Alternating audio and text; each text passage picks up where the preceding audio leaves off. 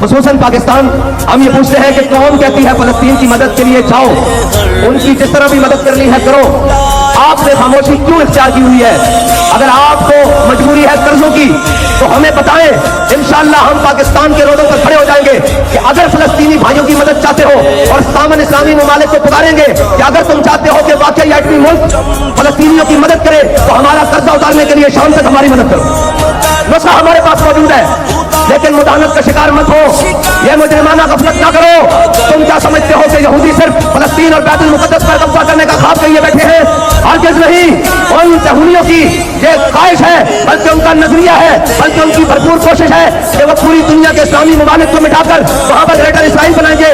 تو سن لو، جن کے دماغ میں یہ خناس ہے وہ یہ سن لیں کہ ہمارے سیتے جی گریٹر اسرائیل دور ہو جا، اور فلسطین پر بھی قبضہ نہیں کر سکتا۔